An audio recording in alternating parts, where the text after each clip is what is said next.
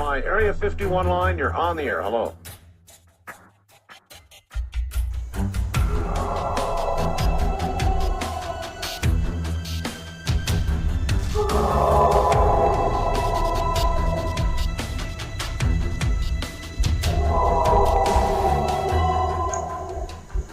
Welcome to the Blondes and Booze Paranormal Podcast, where what you've known as reality will be shattered by the truth. Krista and Brandy will lift the veil from your eyes, revealing what has either been hidden or denied you for eons.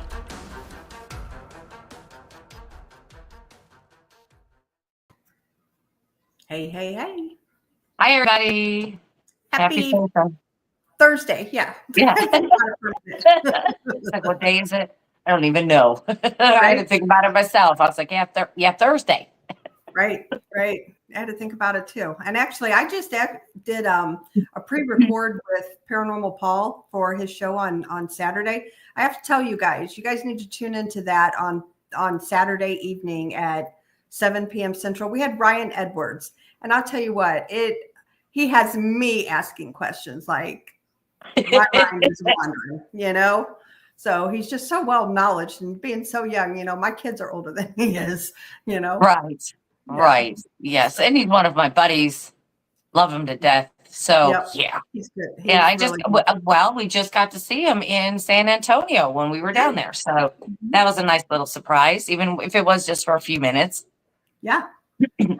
So it was nice, chit-chatting with him and stuff. And we've had him on Blondes before, but it was, it's kind of nice being on someone else's show doing it. So it was fun. Yeah, absolutely. Well, Today, we got to talk about the weather. I mean, this has been the thing lately with the weather. Yeah. Okay, so I just got my house fixed from the tornado, the windstorms, blah, blah, blah. Just yesterday, okay? Just got it finished. Today, 50-plus mile-an-hour winds. Oh, no.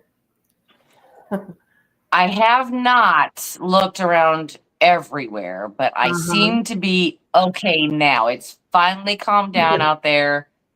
I haven't went outside and looked around the other side of the house to see if anything else was ripped off. But it's just kind of like, look, I just fixed it. I don't need any more right now. Oh, good grief, Brandy. I know. And it was just horrible. I mean, I know that other people are going to be having bad weather throughout this weekend. So you'll be in my thoughts and prayers, and I hope everybody stays safe. Yeah, I think we got a notification that we're under a flood watch till Sunday. So, and you know what? I agree with Michelle. The weather is bipolar. Absolutely. Yeah. She's off her meds, everyone. She's off her meds. Especially here in Missouri. Yes. We don't know what state we're actually in. They call it Missouri, but we're not sure. Yeah. We're not sure. Yeah. Gary says half his shingles are gone. Wow. Yeah. So they must have had it down there in Oklahoma too. Yeah, exactly. Gary, I understand completely. I get it. Yep.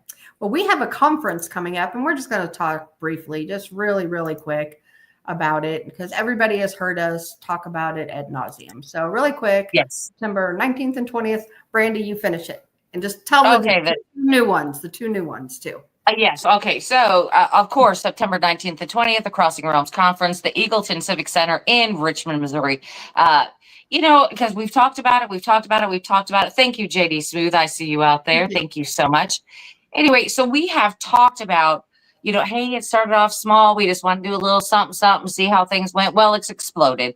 And we talked about it exploded. Now it's even worse than it was before. We have now added 2 more guests to this exceptional weekend that we're planning. And oh my, wow. So I'm going to let Krista tell you real quick on who our new 2 guest attendees are going to be. So the new guests are, drumroll, is D.A. Wysong. She's an author. And if you guys watched Bigfoot Michigan Rob's show the other night, she was on there. She's a wealth of information and such a great lady. And the second one is Johnny Hauser, the one and only Johnny Hauser from Villisca X Murder House. So that will be a lot of fun. Yeah, and he's not with the Villisca X murder house anymore. We know that this is going on in the paranormal community, that this is a big uproar, that somebody purchased the property, which included the house that he was living in, and then gave him a job with insurance, everything else, and then they fired him for no apparent reason. So he Yeah. no longer has a house, he no longer has a job, he no longer has insurance, and he is a single dad.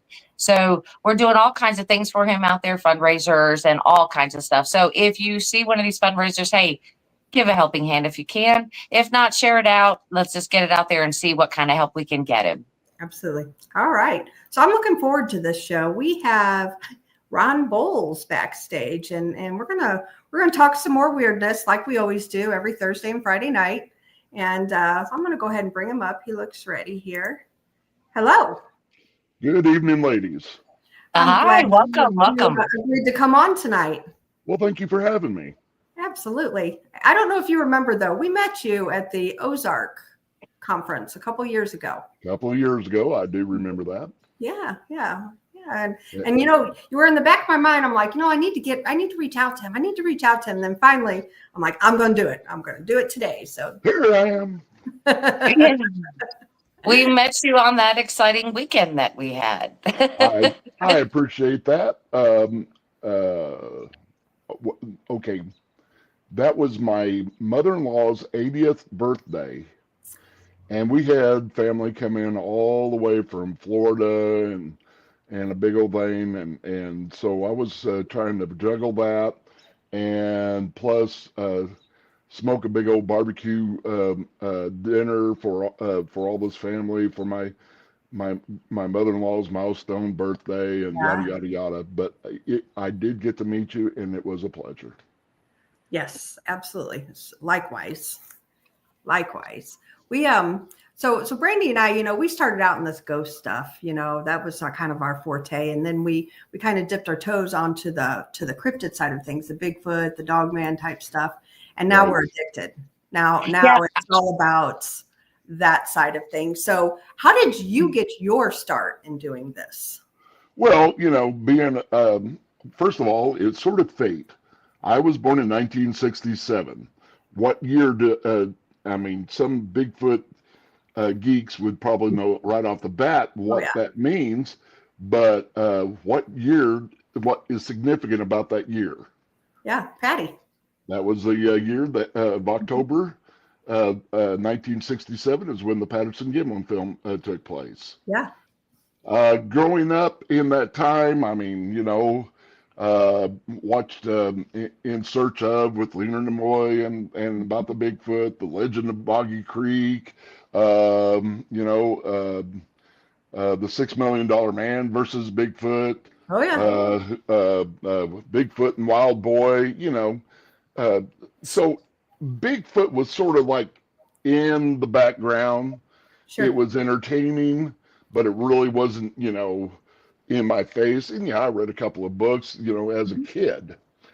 Years later, when I was in my 20 stupid years, and I don't know if you guys ever were that, but have you ever been 20 stupid? Oh, yeah. Plenty of time. Thank you. Plenty of time. Well, me and some friends were, and this was like in the late 80s. Me and my friends, we were, playing softball or something on a fine Saturday afternoon in the latter part of June. And we were, and then we got wind, or someone came by the park and told us that there's going to be a kegger at this place not too far away from Springfield, Missouri, called the Old Resort. Okay. And basically the Old Resort was a whole old hunting lodge back near James River, back before all that became developed. Mm-hmm. And there's not much left of the lodge itself.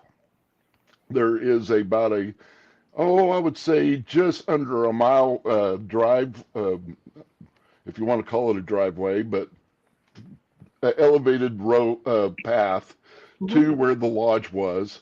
All that's left of the lodge was just foundation and this, that, and the other, and an old in-ground swimming pool. which was still there and was great for having a kegger and a bonfire, right? Mm-hmm. And so we showed up there probably, between 7:30 and 8, just as the sun was going down, and we walked, and from where we had to park, we had to walk our way down there to where the old lodge used to be. Mm-hmm. We noticed there wasn't any other cars, so we thought, okay, cool, we show up. And we dorked around for a while, and we waited for about 30 minutes, and still no one was showing up. And so, either it got busted, or B, someone that, they weren't able to get someone to pony up for the keg. Probably the latter of the two. So it was a group of us of about 8 guys, and we all loaded up in an old Volkswagen van, and we started making our way back to where the van was. Now we were headed south, so that means that the sun was setting and damn near non-existent, right at dusk. And we were walking our way there, and that path, it was really easy to follow that path because it's like 2 feet elevated from the 4th floor, right? And please remember that fact, because that will be important at the end of this story. So we were headed back. Now 3 guys were in front of us, probably about 50 to 100 yards, feet rather. And there was a couple of guys behind us, and about the equal distance, but there was 3 of us in the middle. Now I'm 6'3", but Gene, who was a friend of mine, he was like 6'5", 6'6", somewhere around there. Big old cornbread eating, Right. sons of Right. God. And then we had another friend of ours. His name was Mike, and he was like 6 foot. Period. So we were walking down there, and this smell, this odor, enveloped us. And when I mean enveloped us, it fell down on us like a green fog. It was bad. Right. And it just, engulfed us. And Gene was like, Ron, what is that smell? I mean, it's about to make me sick. And it was nauseating. Mm-hmm. And I said, dude, I don't know, but dadgum. And we kept on walking, and Gene then looks to his right, towards the west, and he stops, comes to a dead stop, looking to his right, and his jaw just drops, and he goes, oh my God. And I look in the direction that he was looking at, and less than 50 feet, somewhere around 50 to 75 feet away from us, behind this tree that was probably no thicker than a good-sized telephone pole, was the soliloquy, because the sun, whatever was left of the sunlight, was in back of it, of this humongous figure with broad furry shoulders, a conical head, and we couldn't make out the facial feature, couldn't make out the color, but what we could make out is this thing doing this back and forth behind this tree. And upon reflection, I thought it was sort of funny, because it reminded me of those old Disney films where the hippopotamus tried to hide behind the telephone pole, right? Right. Yes. But it kept on swinging back and forth at us. So, me being a little skeptical, I look ahead of us. No, those guys are accounted for. And I look behind us. No, those guys are there too. And Gene just was like, I can't handle this. So he took off running. Well, being that he was the biggest one out of the bunch, I sure the hell wasn't going to stay behind either. Right. Me and Mike followed him. I mean, we didn't quit running. We didn't quit running until we got back to that van. Wow. I mean, we jumped over that fence. And And the guys saw us, blind rush, especially the guys that were in front of us, as we busted through, and they took off running. They thought, that someone was out there with a shotgun or something. Right. And so they all caught up, and we were breathing hard. And when we finally recollected ourselves, we told the guys, we told the guys what we saw and what we smelt and what we experienced. And then I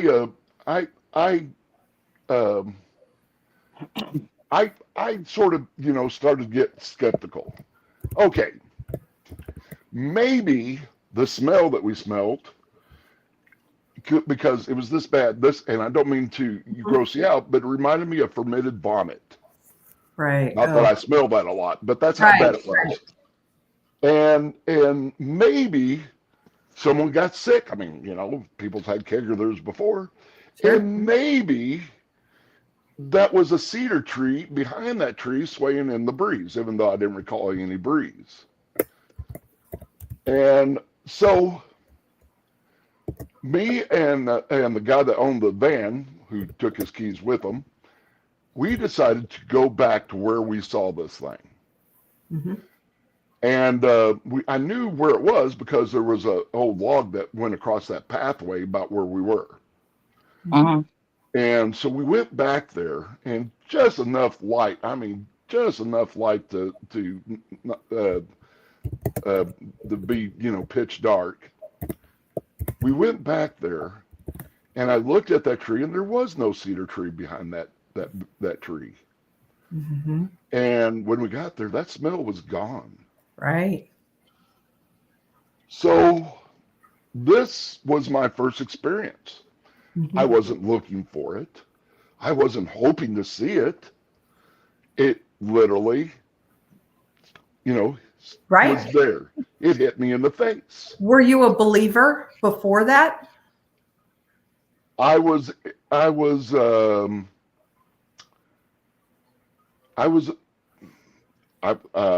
believer. No, I found it fascinating.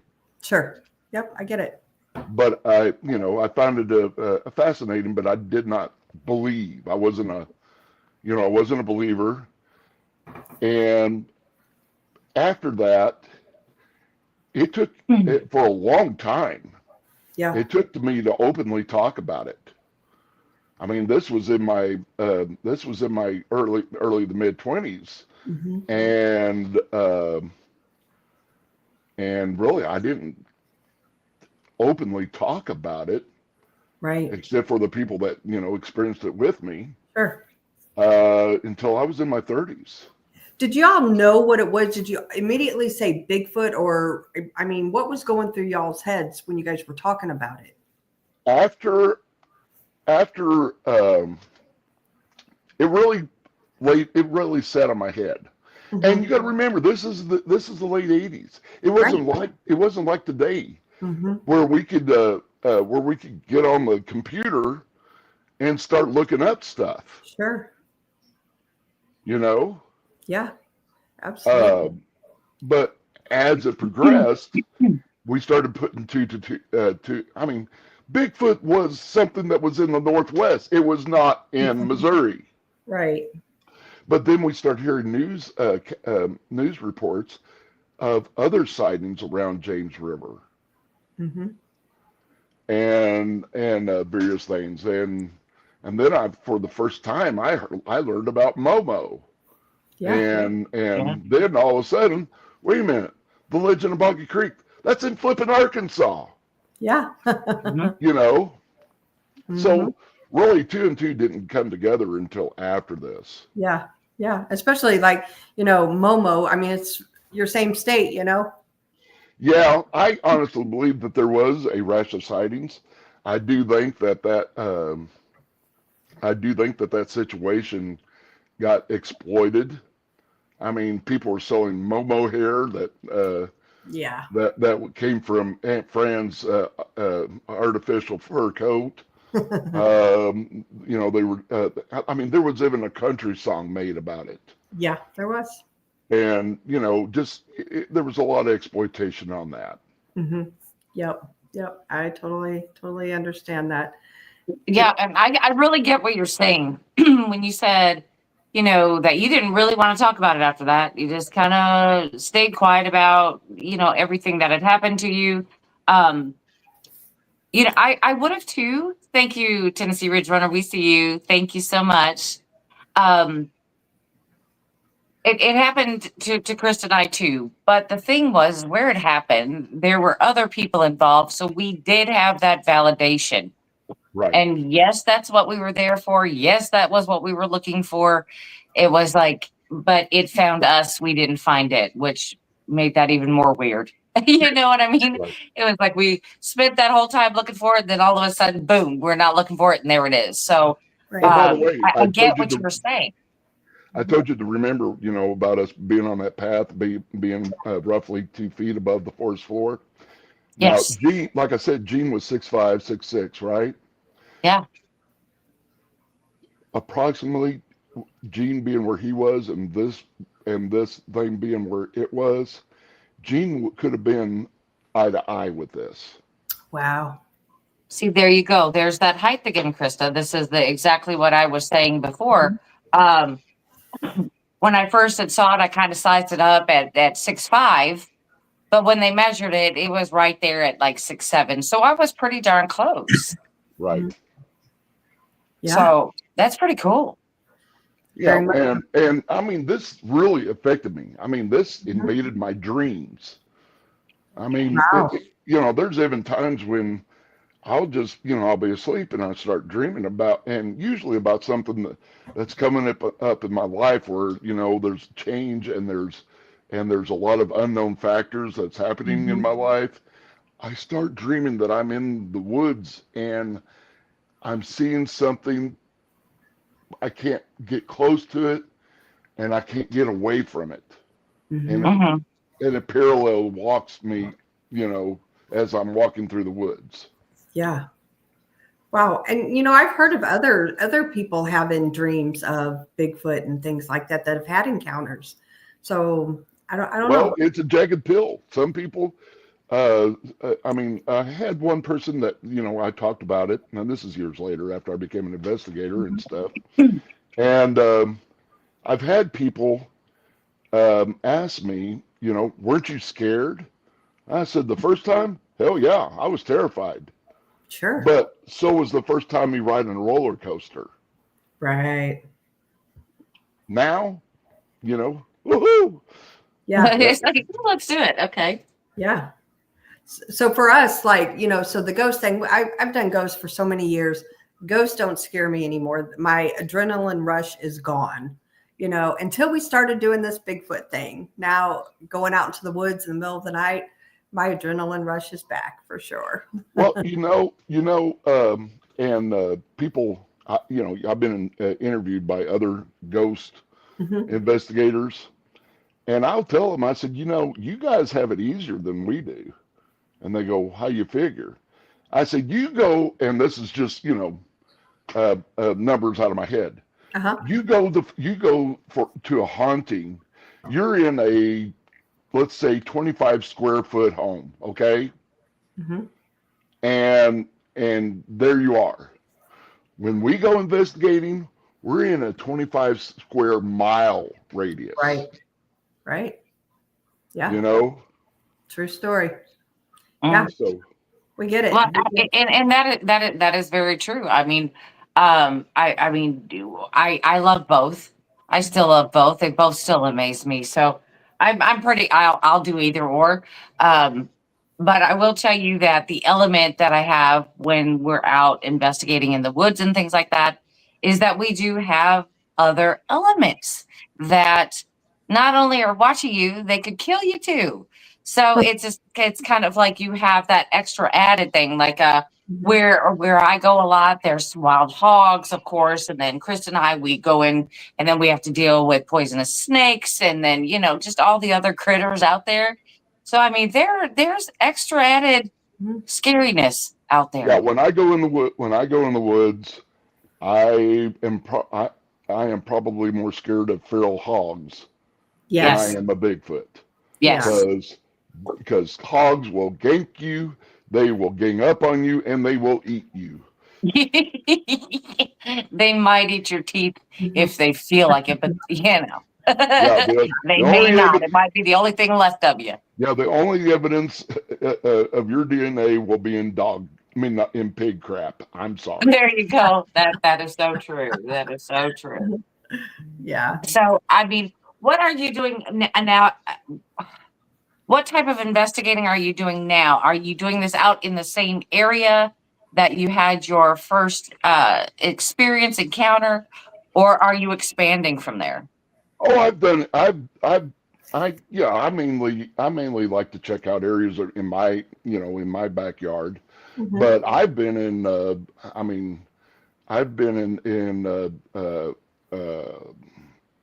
expeditions in West Virginia and Kentucky, Tennessee, Texas, Arkansas, New Mexico. Wow. I've been around. Mm-hmm. As a matter of fact, one of my favorite places, and I hope to go again this year, is New Mexico. And if you haven't gone squatching with a family of Apache Indians, We have you not. haven't lived. We have You not. know? Well, I have not lived. I need to live. I've been adopted by this family. I love them as family, and they call me Da Ron, which means Uncle Ron. Cool. And they are the gentleman that introduced me to up there and to his family. His name is Hoyt, and he is truly a wiser elder brother of mine, and a good and a fantastic friend and an awesome mentor. I've been blessed to have many mentors in my life and friends. The late great Dr. Rue, Sabella Irwin is one of my dear friends. She calls me little big brother, and I call her big little sister. Yeah, she's awesome. Yes. Matter of fact, I was with her on her first expedition. Let's see. Dennis Pohl. I consider Charlie Raymond a good friend. Charlie Raymond went on the first BFRO expedition that I organized. Lyle, the whole lot of. I've been out in the woods with Ron Moore and Scott Nelson. Yeah. And so I've been blessed to meet and experience a lot of things and a lot of people. Absolutely. Wow. I'm pretty impressed. You got a lot of time out there in the woods, and that's what it's about. I'm a little jealous, honestly. I wish Brandy and I were able to go out a little more than what we do. I know. It's that adulting thing that really sucks. I'm just trying to tell you. As I'm getting a little older, I'm finding myself not so gung ho on taking those 5-mile hiking trips. Right. And I was looking up a bunch of different maps, and because I'd like to see what everybody's statistics are, on, Bigfoot sightings and dogman sightings, and see, what's going on out there and how is it changing. Well, I ran across a map just probably about 2 or 3 days ago that Missouri's in the top 5 of Bigfoot encounters. And yeah, I'm like, Missouri, really? Yeah, Missouri. Why not? But it is. Yeah, Think about it. One quarter of Missouri is covered in forest land, aka known as Mark Twain. Yes. I love it when people say, I'm out here camping in Mark Twain. I'm like, okay, can you narrow that down a little bit? Can you tell me exactly where that is? Because, well, because where you're talking about is on the other side of the state from where I'm at. Now, and I'm at 30 miles, even I think less than 30 miles from Mark Twain. So, it starts way over here, and I'm all on the other side of Missouri. And you're on the other side and still in the Mark Twain. So, I mean, it's covering a good amount of the state. That's one thing that I think Missouri did wrong, is to sell their soul to the feds and handed over a lot of our forest land to the federal folks. Yeah. And let's face it, they were not creative when it came time to name this forest land. Ooh, I know. We'll come up with Mark Twain. Well, what about that forest? I know Mark Twain. You know, Oh, what about that spot? Oh, yeah, Mark Twain. Mark Yeah. Twain. Yeah.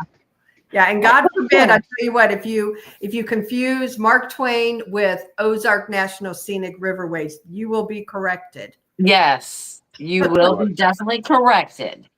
Yes, for sure. I don't know how, but you will be. Yeah, I make that mistake. That's how I know. It's all really all the same thing. It's honestly, that's Missouri. It's the Mark Twain. That's how I There know. it is. Whoops, there it is. Yep. I mean, I think St. Louis and Kansas City are pretty much it for cities. You know, we just kind of sprinkle within the Mark Twain. That's what we do. But you know, here's the fascinating thing. You know, you still got the Merrimack River that's not too far away from St. Louis. Yep. As a matter of fact, one of the most one of the higher number counties that Bigfoot reports in Missouri is St. Louis County. Yes. Now, people ask, how can that be? How can there be more sightings in St. Louis County than there is in Texas County? Right. Real simple, folks. People. Yep. More people, more sightings. That's right. Absolutely. More reports. Right. Absolutely. Right. And I don't know if you ever been at the Merrimack River on a nice July weekend. That place is teeming with people. Yep. Yes. Lots of floaters and yeah, absolutely. And yeah. But Well, question for you: absolutely. Do you think that Bigfoot is drawn to more populated areas, or No. out of curiosity, or is it just they're not moving? It's like, that's my living room, and I'm gonna stay here. I think during the winter area, okay. See, when I say that they live at, we're investigating in a 25 square mile radius. Mm-hmm. I think there are some Squatches that do migrate, Mm-hmm. and I think some are more dormitory than I am. Gotcha. Like we are. And what I mean is their territory could be 25 square miles or 250 square miles. Okay, so they go to one section and they forage and hunt but there's always got to be a fresh water supply. But they forage and they hunt in that certain area. Food starts to wane down. Then they go to another section, and plus a section that's good to hide out and to take refuge during harsh weather like the winter and stuff. You know, where's the hollows? Where's the areas where we can get out of the wind? And people say, well, do you think they live in caves? I think they've taken refuge in caves. I don't think they hang a welcome home mat there. Right. Mm-hmm. Maybe get out of the weather type thing. Correct. Yeah. Yeah, I get that. And the simple fact of it is, for a evasive animal as a Bigfoot, they have to have a back door. They have to have means to be able to get around and to go in one side and undetected and get out either the front side or the back door. You know, and I mean, I've been in some people, they say, I think they live in this cave. Man, I can't even fit my foot in some of those caves. Right. How can you expect, a big old 400-pound, 6 foot 8 to 8 foot, bipedal primate to get in there. Right. I don't have a bunch of numbers and letters behind my name, but you got to learn. You have to learn and become a student of the terrain and the ecology of which you are checking things out. You Yeah. have to familiarize yourself with the behavior and the sounds other animals make in that area. You know, I don't know how many times I've had people do a recording, and they'll play it for me and go, monkey chatter to them. Yeah. And I said, well, that's an owl. That's a barred owl. Mhm. And they're like, what? Yeah, that's a barred owl. That's a sound that they make when a nesting pair, one's in the nest, and the other one's flying around getting food. And when Right. when the mate senses that the other one's around, they'll start making that noise, saying, "Come here and feed me or relieve me." Right. Mhm. You Yeah. know, or I've heard many recordings of foxes and the sounds they make. Mhm. Mhm. You know, Yeah. but I mean, I've always lived on the premises when all things possible is explained away.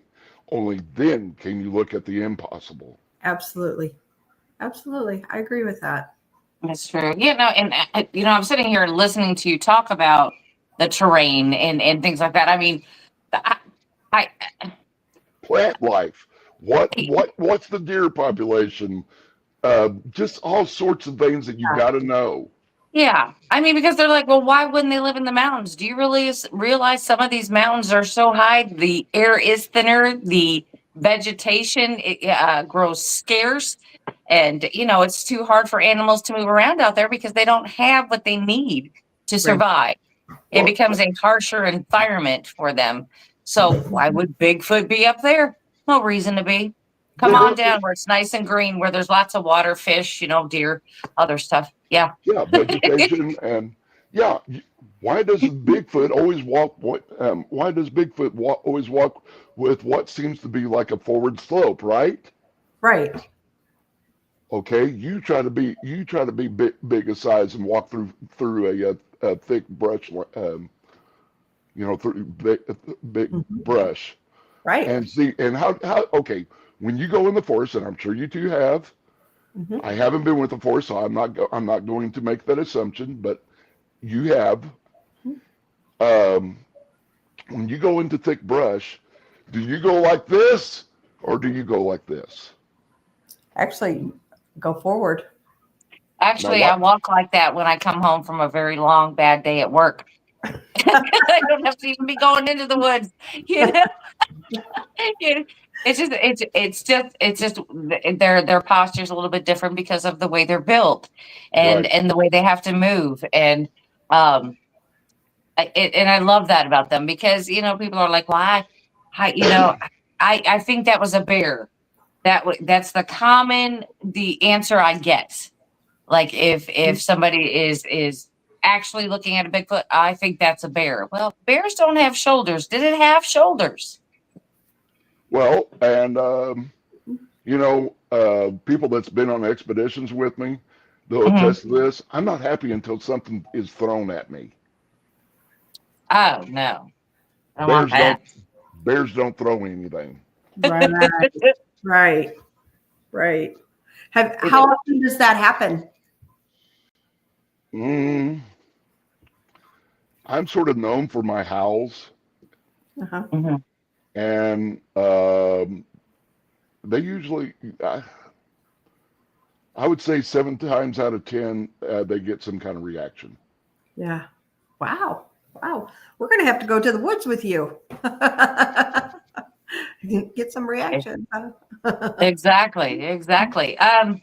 So do you use calls all the time? Are you actively like hiking to find them, or do maybe sometimes you sit back, have a campfire, see if you can bring them in?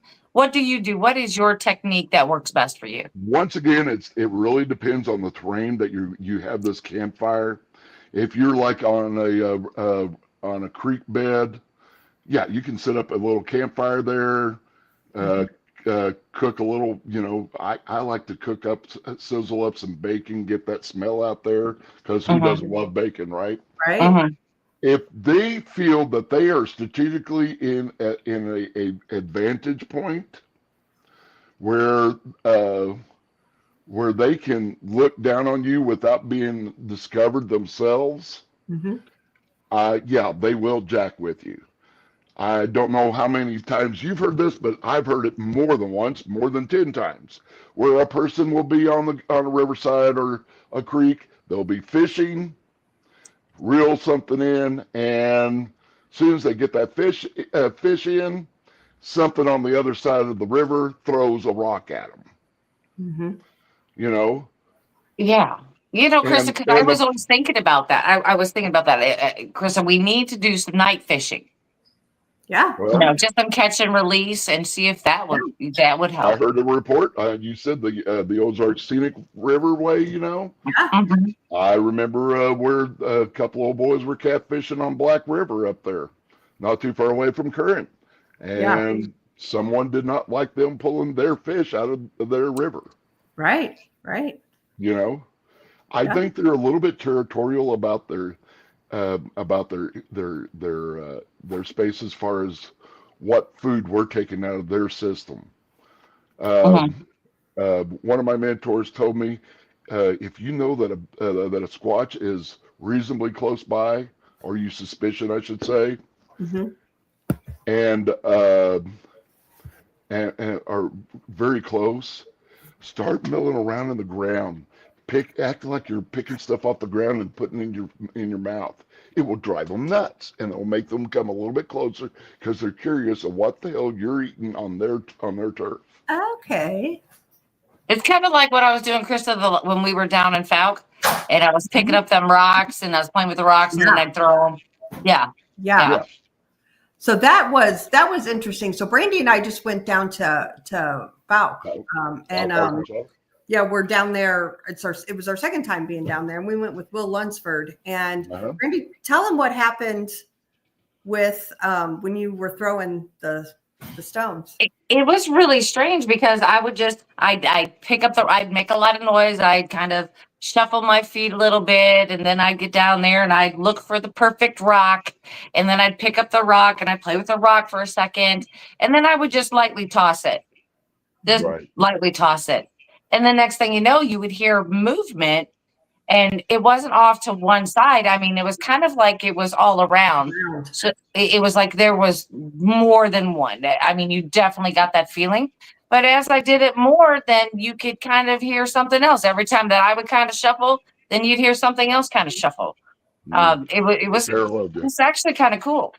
Yeah. Well, you said we met at the Ozark Bigfoot conference, and of course Mary Ann. Mm-hmm.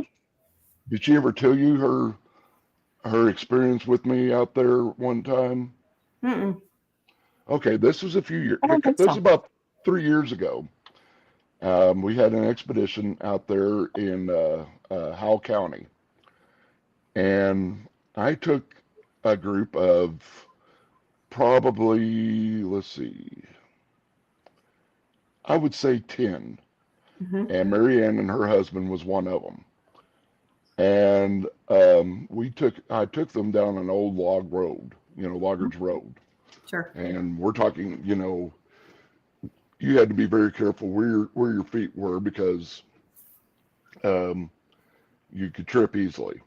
Sure. Now, when I take people out there, out in the woods, I try to train them to adjust their eyes to the dark and not have headlights on.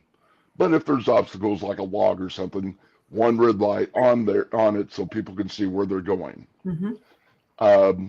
Something that I don't particularly care for is having a trail of red lights going, buzzing through the woods. Yeah. So this one evening, we went out there. It was a group of from the main dirt road, and we had one small group that stayed by the vehicles, and one that sort of patrolled up and down that old dirt road, and then us, So you had 12 o'clock, 9 o'clock, and 6 o'clock, and we kept in touch with each other via radio. Only one radio per group, and we got there to a point. Now the moon was out; it wasn't full moon, but it was out. And we came to a spot where it was sort of an opening, and at one time when there was logging, someone sort of made a bridge, or not a bridge, but a ford, if you will, of dirt in this one open area and this dirt was piled up, and a hedge, if you will, was piled up like 3 or 4 feet high. But there was an open area. I said, okay, guys, here's a nice spot. Let's just sit here and listen to what the forest has to say, right? So the group from the road, they announced that they were going to do a wood knock, and we sat there, and we barely heard theirs, but we heard some close by on radio. I said, how many did you do? Just one. Well, we heard more than one, right? Well, in the very dim moonlight, a lot of forest covered. So, there was moonlight, shadow, moonlight, shadow. And there was a small pile of brush. I mean, people were sitting all around, but there was one guy, his name was Charles. He comes up to me and he goes, hey, who's that over there in that bush over there? And I said, well, I think that's Steve's daughter, who was a little 16, 17-year-old girl. And Steve came up to me and he goes, what? I said, ain't that your daughter? My daughter's over there. Sure enough, she was sitting on a log about, 20 feet away from us. So all three of us sort of looked at each other, and then we looked at that bush, and it was sort of funny because all three of us took 1 foot forward, and whatever was in that bush jumped out of that bush, did a belly roll over that pile, and the moonlight just caught just a glimpse of the silver fur. I mean, made the fur look silver, and it took off running. And then the forest exploded, and Marianne was over to my left, and her and her husband. There was things running around over there. There was things running around over there. There was something going in the back, making a sort of a growling noise and stuff. I mean, it was something else. And it came to a point where, here I was the leader, and there was quite a few newbies with me. And it wasn't that I was worried for their safety. I was afraid someone was going to freak out and bolt into the forest by themselves. Wow. Yeah. Wow. So I decided this was a good time to make our way back to the road. So after it quieted down a little bit, we went back in the road, and I always covered the rear, that way make sure there wasn't any stragglers. And as we made our way back to the road, me and a few other people were noticing something was parallel walking with us in the brush. Wow. Okay. So we made our way back to the road. We finally got to the road, and then we made our way. 9 o'clock, 6 o'clock. We made our way. The road patrol was already at the road, and we made our way back to the vehicle. And this gentleman, his name is Mike. He was standing in the middle of the road with the thermal in his hand. And as I was coming up to him, he goes, "Who else is out there with you?" And I said, "Nobody, I'm it." And he goes, "Dude, I'm looking at somebody very tall and big out in that road, watching you guys walk back." And oops, there it goes. He went back in the road. Back in the woods. Wow. So understandable. Yeah. Well, when Brandy and I, we had a Bigfoot encounter, I guess it's almost 2 years ago now, and it was with Marianne at her camp out. Right. And that was pretty incredible. You know, Yeah. that was That one was intense for me, but Well, that was pretty intense for Marianne. I mean, you know, yeah. and even her skeptical husband's like, you know, so Yeah, he kind of said the next morning, he was like, yeah, I kind of heard it walking around right there. oh yeah, you know, the next day we went back to that spot, and less than 50 yards away from where we were sitting, there was a spring-fed pond, and in that pond we found a guy named Charlie actually took a cast of it, but in a mud puddle we actually found a footprint wow. of about 16 inches long. Wow. So Now, David, was it that weekend that we're talking about, or is this a different weekend? time. Okay. Yeah. Okay. Randy says, "Do you feel like that?" Or David, do we feel like that was a young? A young one that jumped out. I felt like it was a juvenile that was hiding in the brush. Gotcha. I think either Mama or Papa was the one that was throwing a fit around us. I think the majority of sightings, and I'm talking about the ones that, you know, step out in front of you, I think that is a diversion. Yeah. I think that is a diversionary tool. That way they are paying attention to it and not to the rest of its pod or clan or whatever, or group that is making its way back deeper and away from the smelly humans. Yeah. Wow. Right. And you're like me, Ron. I don't know what to call them. I usually call them a family unit, because to me that's what it is. Yeah, or a pod. You know. Yeah, a pod, family unit. You know, it seems like single families, not very much extended family travel within the same pod. Right. I've never noticed or heard of reports where there were many gathered together. Yeah. And, you know, you say Missouri, I want you to consider something, and this is something that an argument that I've made many a times. I believe that North America is more ecologically friendly to Bigfoot than it has been in almost 200 years. Wow. And people say, "What are you flipping nuts?" And I'm like, okay, think about this. When the early settlers came into areas such as Missouri, Ohio, Minnesota and stuff, Sure. and they came to an area to settle, what is the first thing that they started to do? Clear out land. Right. What was their source? What was the main source of shelter? Wood. What was the main source of fuel for heating, cooking? Wood. What was the source for furniture? Wood. Yeah. What did a farmer have to do in order to grow a crop? Clear the land. Clear the land. So you had acres and acres of areas that didn't have trees. That's one of the reasons why Oklahoma during the 20s had the Dust Bowl, because there was so much over harvesting of the wood of our forest. Okay.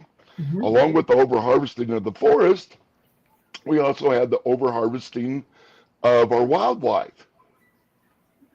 Do you realize here in Missouri, before the early 1940s, do you know what the deer population was in Missouri?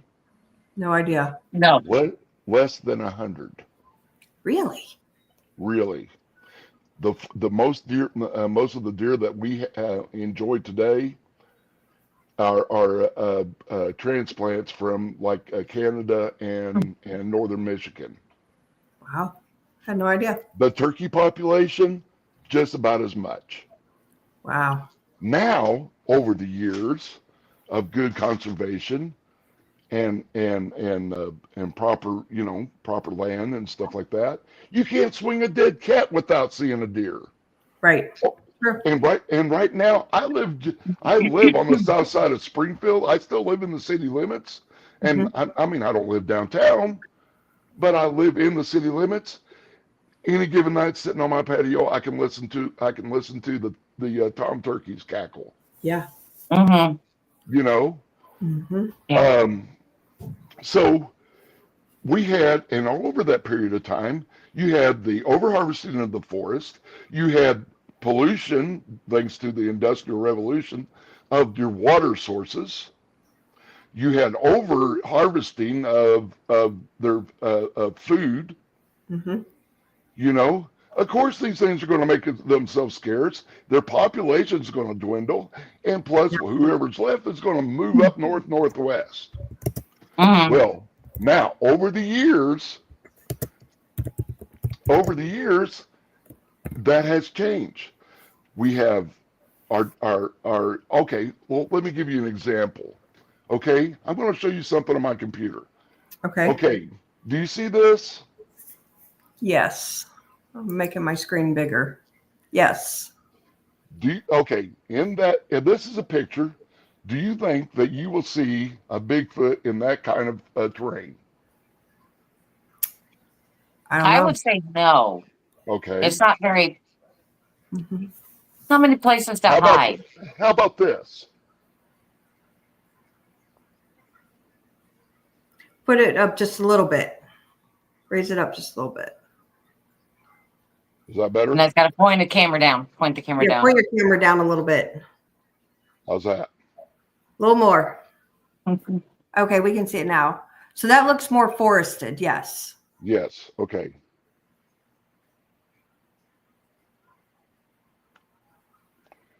Same place.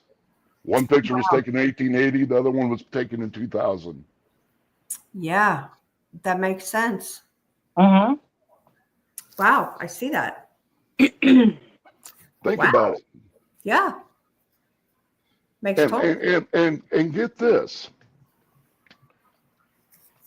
Yeah, people are saying, well, people are more out in the woods. Yeah, they're out in the woods, but they're not exploring. Yeah. They're on guided pathways. Mm-hmm. You know, they're not exploring like our ancestors used to do. And Right. let's face it, the youth today don't go out in the forest unless they got something to plug their phone in. That's true. Right. That's True. True. You know, I've always wondered about that. Now, I live in farmland, Right. and it was primarily all cotton to begin with, but now they're bringing in actual crops. They're bringing in like corn. They're bringing in beans. They're bringing all kinds of things. Now, this has brought my deer population up quite a bit in this area. You said bean, like in soybean? Yeah. Yeah, soybeans, regular beans, all kinds of beans. They'll just grow anything. If it sells, they're really gonna plant it in my area. You know, Yeah. even rice. Even though I hate that, but Were you rice. down in the boot heel? Yes. Yes. Okay. Yes. And they're changing out of that cotton, but yet I'm near a good sized river, and I have other things. And like I said, my deer population around here has grown. Now, every once in a while I used to see a deer, but now, like I almost hit one the other day, just running right out in front of me. And I'm like, okay, here we go. And it's normal. And this is a normal thing. Now I have to go slow down these county roads. I'm like, okay. But I'm wondering if that is going to push. I don't know. Would that bring them out here since their food source is growing? I think that can you still hear me? Yeah, I was. Yeah. Okay. My headset just died. I think that it also depends on the terrain too. You know, is there them the duck and cover? But if that really, the big stir of the month is the sighting that took place by Topeka, Kansas. Topeka. Yeah. You I've know, been to Topeka. Yeah. what's next? In the middle, in the middle of the desert, which, Right. but So, you know what? That's a, and you know, Booty is kissing right up to Kentucky. Yep. Yes. If nothing else, you have great potential for migratory. I mean, face it, Bigfoot doesn't give a rat's ass where the state line. Right. So, and it has been theorized by many that rivers and creeks are practically Squatch's highway. Yeah. So yeah, my area has good potential. Yeah. You're not too far away. You know, before you get into the Budio, you got the Irish wilderness. Yeah, you're kind of cutting out a little bit now, Ron. How's that? A little better. That's better. Said, Yeah. But you know, you got to come across the Irish wilderness area, and I mean, I drove through there, and man, my spectrometers got off big time through there. Yeah. Wow. But yeah, I think there's a great potential. I mean, if nothing else, to get from point A to point B, from you know, but and in the meantime, they get to enjoy some. They get to enjoy some good foraging and possibly hunting. Yeah. I mean, I haven't had a lot of places where I would call my spidey senses went off. But I will tell you, if you're familiar with the Bonne Terre, Potosi area, up through there, Right. that is some creepy stuff. You definitely you'll get your your arm hair freezing quite a bit going through there. I was on the phone with Krista for almost an hour talking with her, because I'm like, there's stuff, there's something out here. This is creepy. This is crazy. And, even though it's not a well-populated area, but it's prime environment. Right. Well, and the reason why I asked when you said beans, I said soybean. And this is what I mean about how you got to get to know the ecology of the area. Soybean, great sorts of fat. And I mean, some of the fattest, and I'm talking fat on the meat deer that I've ever had or harvested was near a soybean field. Yeah. Yeah. Okay. Yeah. The reason why there's soybean and corn fields nearby, if you ever notice, a couple of years that field will be full of corn, and then a couple of years later it'll be soybean. Right. They switch it out. There's a reason why. Corn takes away certain nutrients from the soil. Soybean replenish the nutrients in that soil in order for them to. And some botanists came up with this and made a fortune because it works. If you swap out what kind, you make money with the corn crop, the soil starts going south. You plant soybean, you make money with the soybean. Yeah. But in the meantime, the deer are getting fat and happy, and nothing makes a Squatch more happy than a fat deer. Right. Well, and I get that what you're saying, but okay, in the northern U.S., the deer up there, they will eat pine cones, they'll eat all kinds of stuff.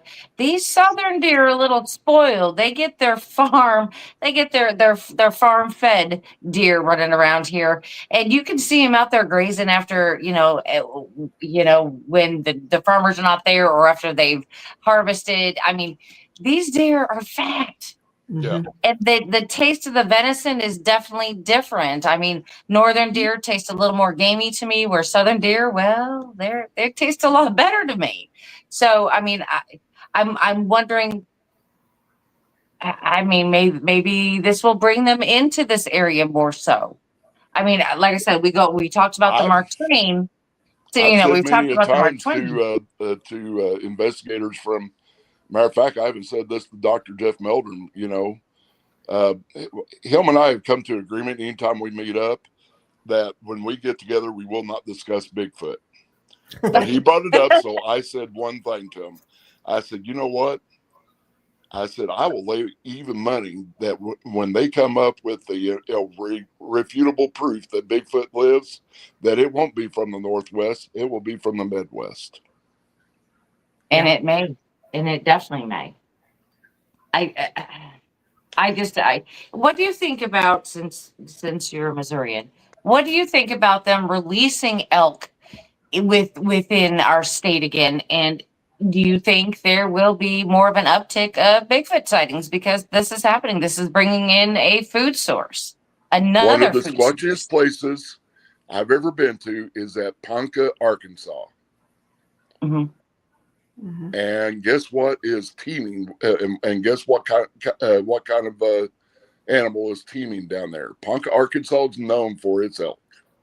Yeah. Mhm. And quite frankly, over there at Peck Ranch, where they've released, where they've how they reintroduced elk to Missouri. Missouri. Mhm. Yeah. That place was already squatchy as all get out anyway. That area, because that's not too far away from Current River. That's not too far away from Eminence, Ironton, all that good stuff. Right. That's over there by the Ozarks Scenic Highway. I mean, Yep. Scenic Riverway. Yep, it is. Yes. By the way, that was on purpose. That was a pun. I was corrected real quick, let me tell you. Right.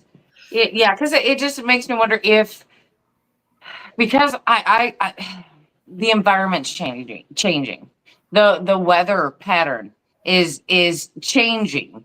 I mean, things that we used to see as children is not even happening. Of course, Bigfoot Michigan Rob and I were talking because he lives in Michigan. I grew up in Michigan as a child, and we would talk about the regular snowfall would be, we were out there making forts and tunnels and all this other kind of stuff.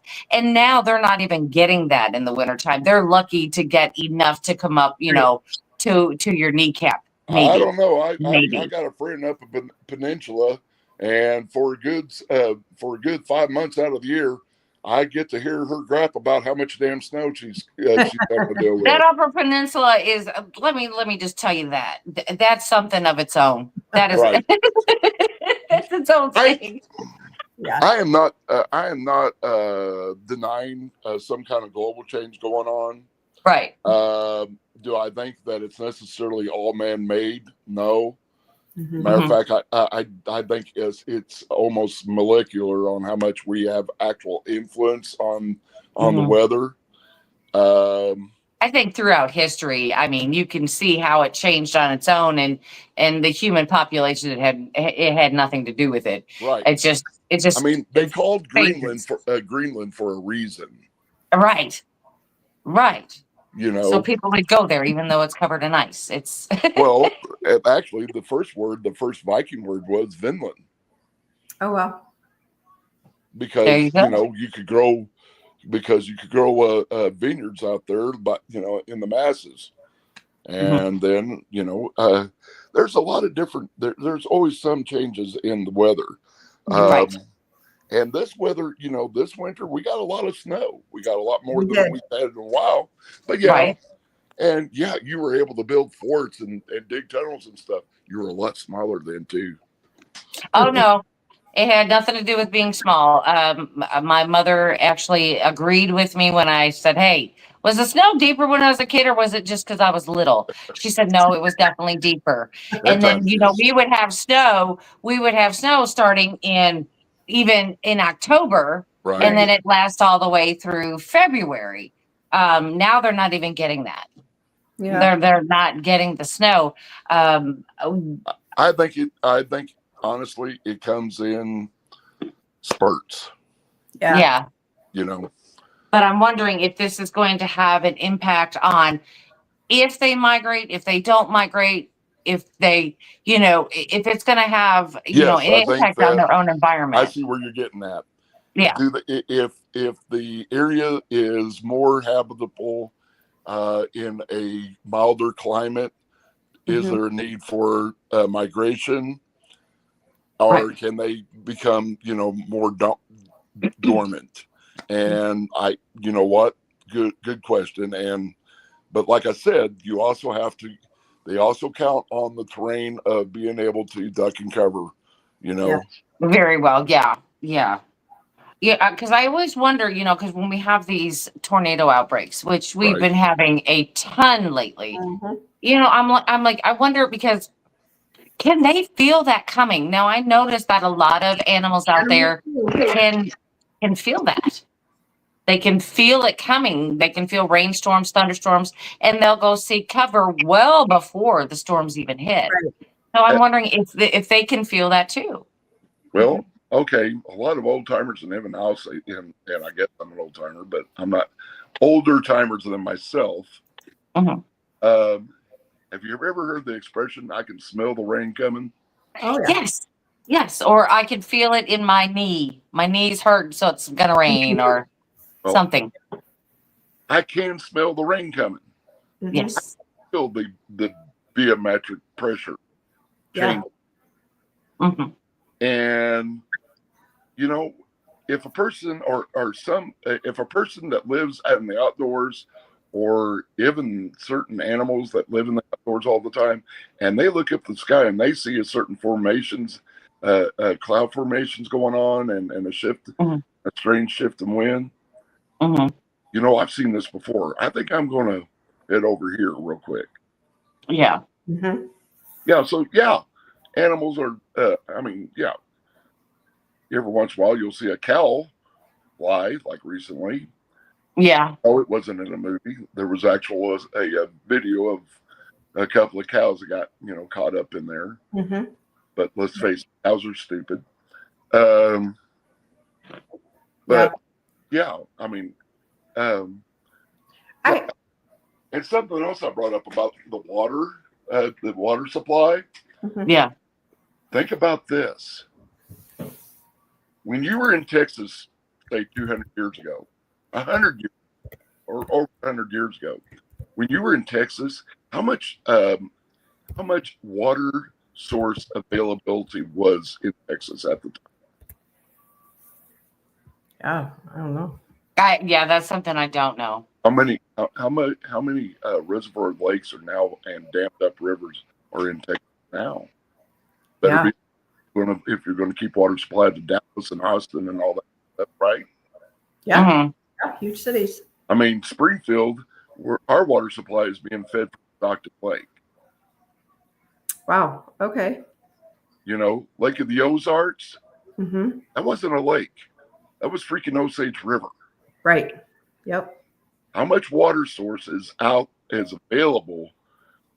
It's one of the greatest audio recordings I ever heard of vocalization was from Mhm. in a little place called Sour Lake, Mhm. which was a man-made water reservoir. Wow. Mhm. So there's more water source in North America now. There's more wooded areas in North America now. I mean, Mm-hmm. the thing that you see, okay, you've been down here, and like going to Branson, you look at the terrain out there, you see woods, right? Yep. Mhm. Bald Knobbers. Mm-hmm. Yes. The Bald Knobbers were not a musical group. They were actually a vigilante group that Mhm. started down in Branson.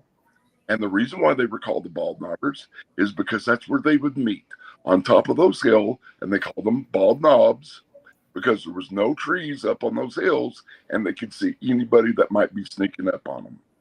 Wow. Mhm. There is no such thing in or Ozark County or Stone County. There is no such terrain. Wow. All that terrain that you're seeing, Mm-hmm. full of trees and vegetation and whatnot, was bare. Yeah. Wow. Oh. Was all bare. All of that. I'm sorry. All that was bare, like the way from like Springfield to Branson. Yeah, because a good part of our lumber was harvested not just for personal use, but was harvested for commercial use. Yeah. Mm. Wow. How long have you lived in that area over there? I was born in the Ozarks. Gotcha. I'm not a Missourian. I'm not an Arkansan. I'm an Ozarkian. I was Ozarkian. I like that. I do too. I was born in Arkansas, and for the most part of my life, I lived in Missouri. But here, Mhm. Little Rock is in Arkansas, but it's not the Ozarks. Right. Kansas City or St. Louis is in Missouri, but it's not the Ozarks. Ozarks. Mm-hmm. Right. I live in the Ozarks. Yeah. You get to hear the words like wash. Oh yeah. Or, Yeah. mind if I borrow your lawnmower? Mine broke down. You know. Yep. Yeah. It's kind of like I don't live in Missouri. I live in the boot heel. Yeah. Yeah. Fun of my people make fun of my accent. We make fun of people's accent from the boot heel. Yep. And because you're more Delta than we are. Yeah. But something that was recently brought up, I mean, you know, as far as cultural differences in the Ozarks, when you hear a person saying you're being ornery, what does that mean? What does that ornery mean? What does being ornery mean? Just kind of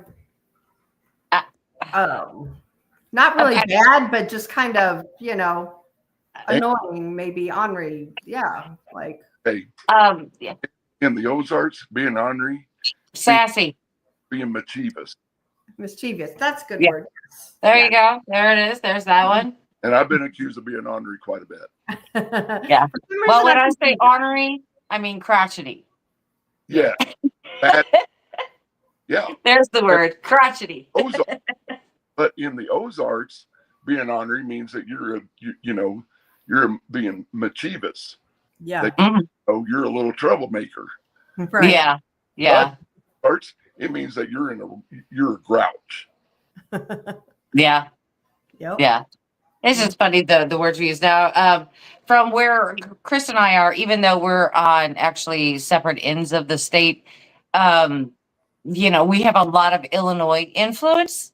Yes. Over here, a lot of Illinois influence. We have Tennessee influence. We have Kentucky influence. We have Arkansas. Well, I've got Arkansas influence.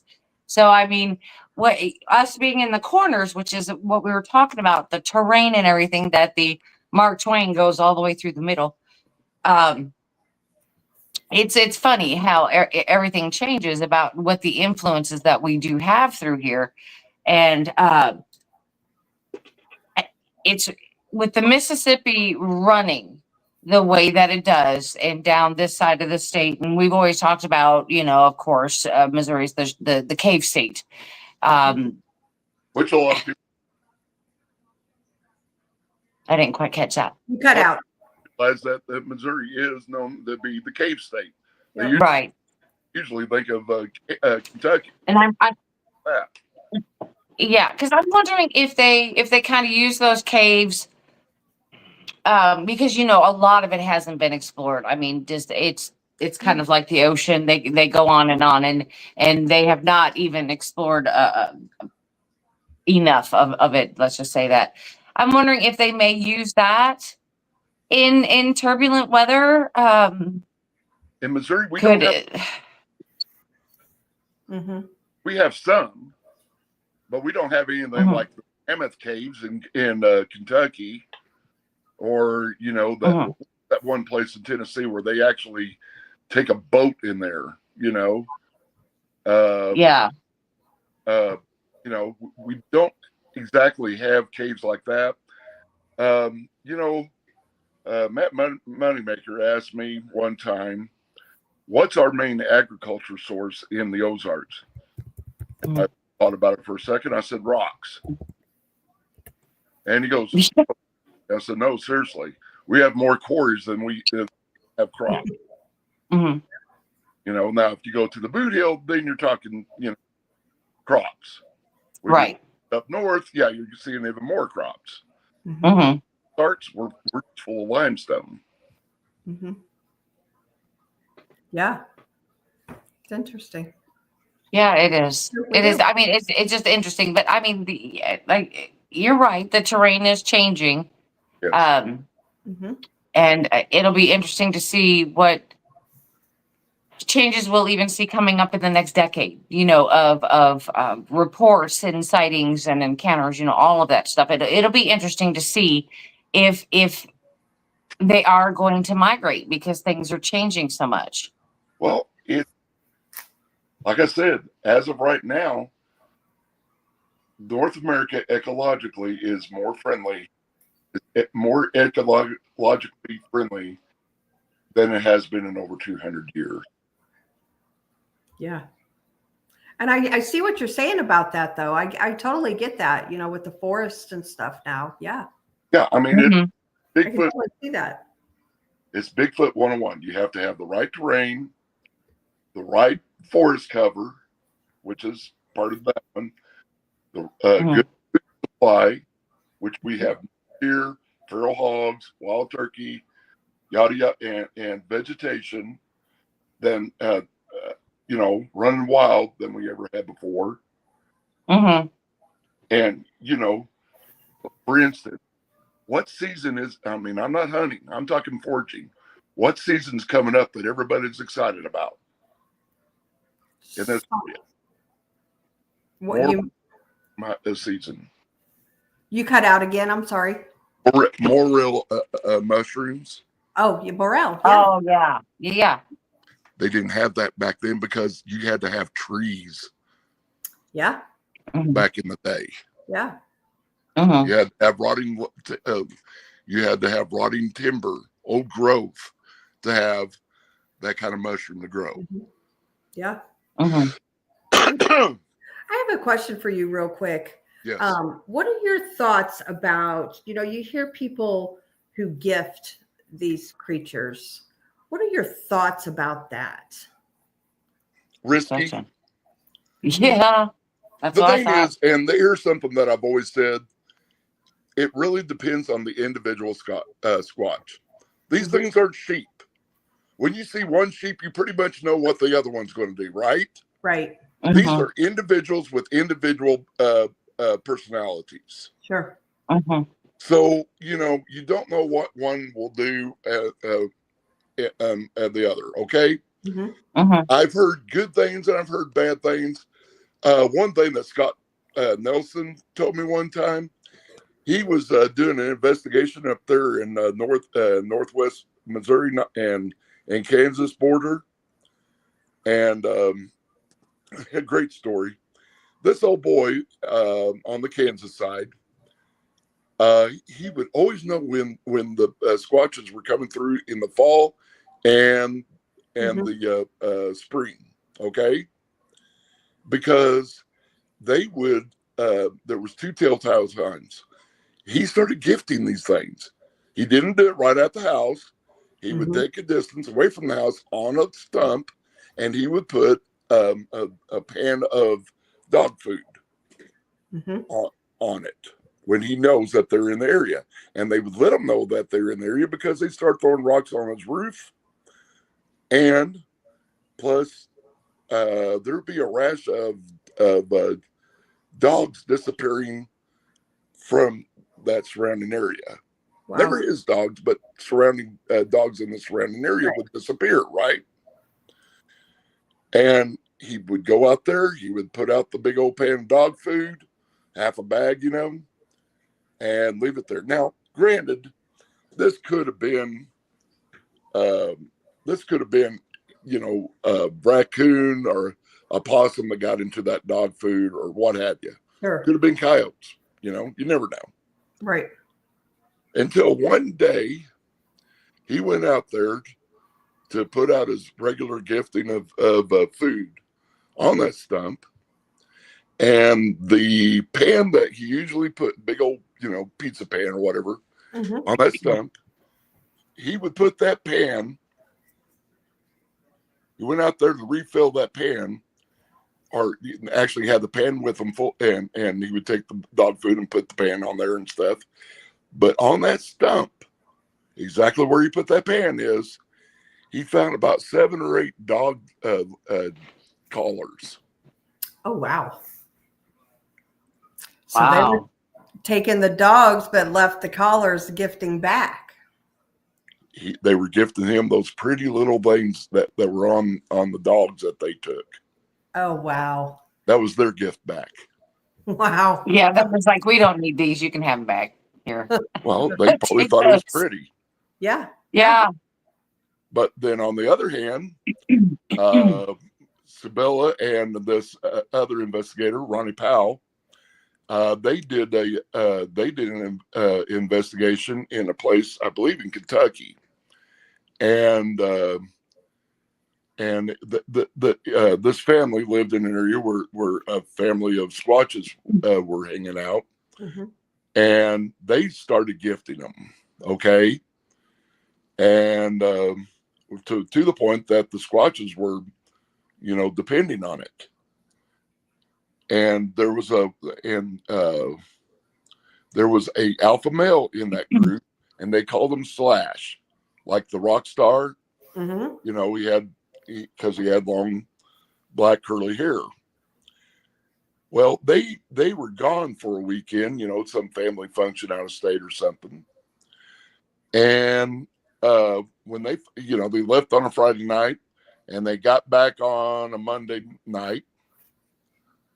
And so when they got back, they unloaded, it wasn't quite night, and they were unloading, and she was in the kitchen fixing up dinner, and they had a French glass door in the back, a sliding glass door, and over her shoulder, she noticed something moving around there, and outside of the window, and there was Slash outside of the window. So she turned around, there was Slash crouched down looking at her, and Slash was doing this at her, chopping his jaws at her. Oh, wow. Huh. That would freak me out. Yeah. Yeah. See, that kind of thing. Yeah. Not mentioning that they had kids and stuff. Yeah. See, to me, that's where it's sort of like that to me, that's sort of a demanding, Mm-hmm. behavior, Yeah. You've Absolutely. neglected me long enough. Yeah. Wow. Yeah, that's pretty scary. We've never gifted or anything like that when we go out or anything like that. I don't knock people who do, to each their own, but it's just not something that we do, or I'm just saying it's risky. Yeah. Yeah. One man's meat's another man's poison. That's right. Yeah. Yeah. I'm always afraid that, even if you're at a location just for a couple days, I mean, you don't want this thing to start following you, thinking you're going to drop something or leave something anymore. I just don't approve of that. I think you're just asking for trouble. Right. Yeah. And people say, well, I want to develop a relationship with them. Somehow, I mean, once again, if they want to do this, the more power to them. But I often wonder if those are the same people that goes to the pet a buffalo at Yellowstone. Right. I hear you. Or try to, pet a bear cub in Gatlinburg, Yeah. Just saying. I've been to Gatlinburg, and I tell you what, I've been in woods practically all over this good God's green country. I have never seen more black bear in my life. Yeah. And closer to the bears than at Gatlinburg. We were in Gatlinburg and we saw bears too. Brandy. They were like raccoons and possums. They were everywhere. Yes. Yes. Yeah. Matter of fact, did you know there wasn't a whole lot of raccoons and possums there? Yeah. Right. And that's what I mean. It's like, when you start feeding the raccoons, possums, bears, you're going to bite off more than you can chew, because they're going to start, hanging out and destroying things. And I just feel that this is kind of like the same thing. It's the same thing, that you're going to bite off more than you can chew, really. Yep.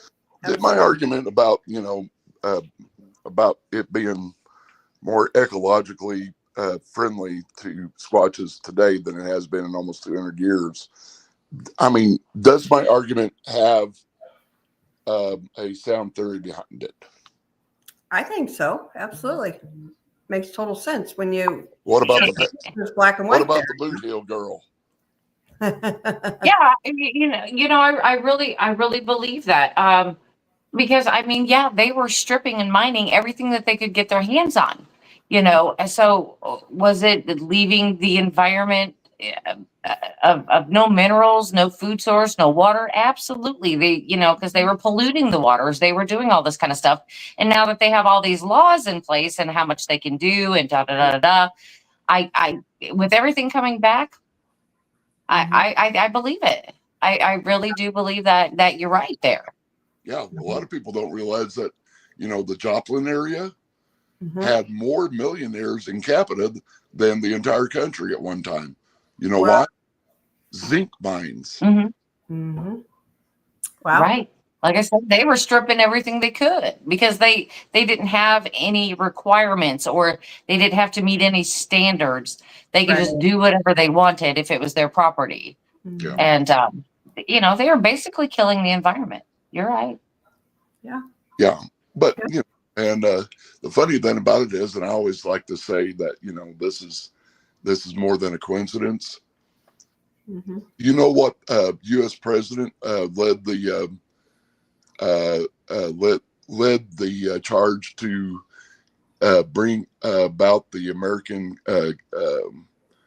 natural preservation? You know what president led that movement? No. Theodore Roosevelt. Yeah. What president, the only president, has ever claimed or written about Bigfoot? Teddy Roosevelt. Theodore Roosevelt. Yep. Is that a coincidence? Could be. I don't believe in Maybe. coincidence. Maybe. Maybe he was setting aside all of this land and saying, hey, we got to leave some room for these guys. Maybe that was it. I think he was intrigued by the mystery of what the North American wildlife had to offer, and the what the forests and stuff. And part of that mystery was what we think is in the woods. Mm-hmm. Mhm. Yeah, absolutely. Mhm. I generalize, and I don't call him Bigfoot. Bigfoot is most of the time. I usually refer to them as squatches. Drives some people crazy, but the very word Bigfoot is a very new term that was brought in about 1950 in the 1950s, and that was only because some loggers found some footprints that were big feet. Yeah.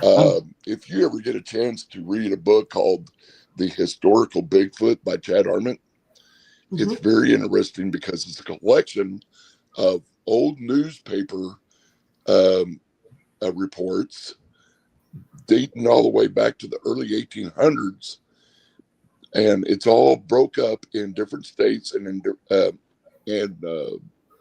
of North America. Wow. I mean, even in Missouri, back in the 1880s, not soon, the legend before Momo came to town, or even Bigfoot, we even had our version of Bigfoot called the Blue Man. Yep. That's down in, like, I think it was Douglas County? Douglas and Howell and that. Howell County, yeah.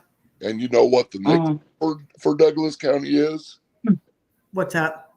Booger County. Yeah. And if you did a little Google search and put Booger County equals Bigfoot, Missouri won't be the only one. They'll be in Texas, they'll be in South Carolina, and various other places. The reason why, see, I'm a student of folklore too. The reason why the Gaelic word bogai came with the Scot-Irish settlers.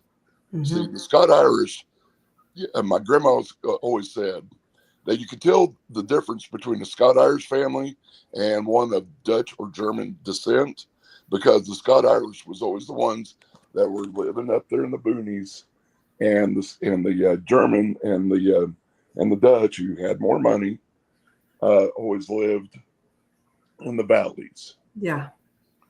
So usually, when the Scot-Irish, when they had to get land, they had to get up there in the brush and up there in the woods and stuff. Well, the word bogai in Gaelic means wild and hairy.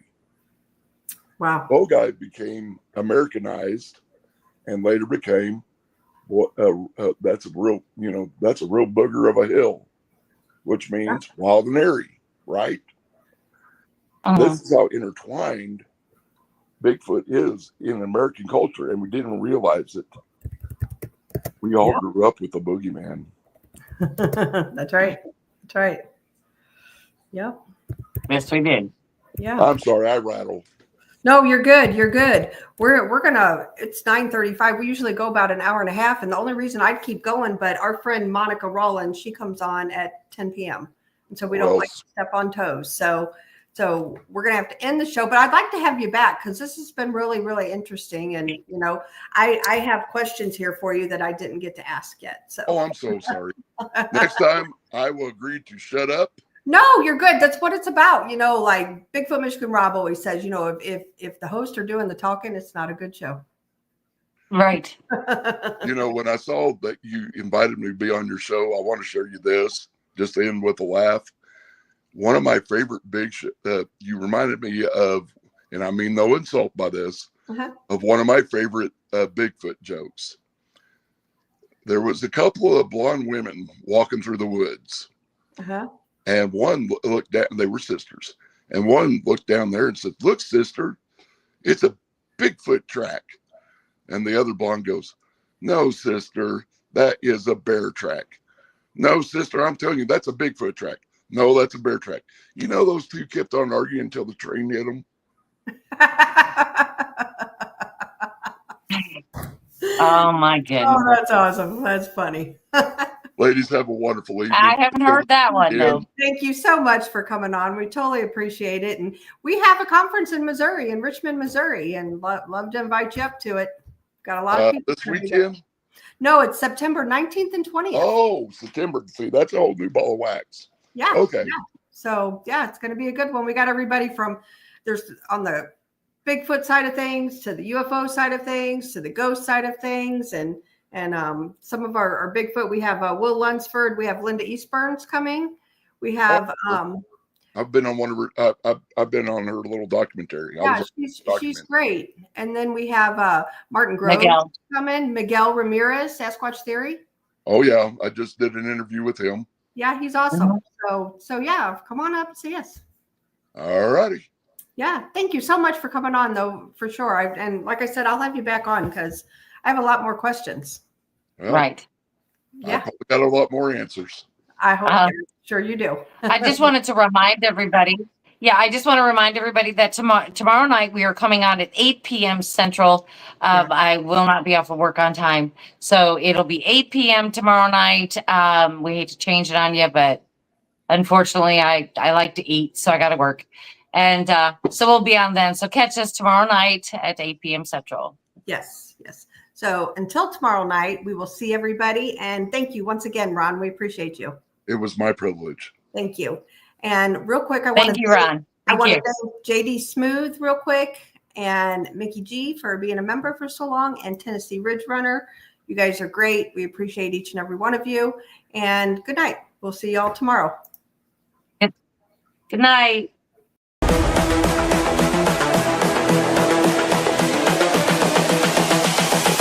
This is the future.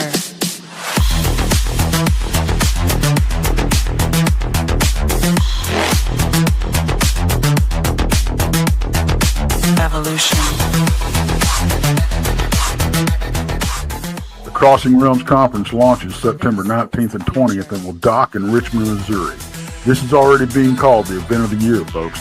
With an unprecedented list of speakers and special guests, 2 days of cryptids, UFOs, and paranormal presentations, along with a celebrity-filled ghost hunt, meet and greet, gallery reading, vendors, and a film screening. This promises to be both educational and fun. Go to Eventbrite.com to secure your tickets and vendor slots before they are all abducted. They're going fast.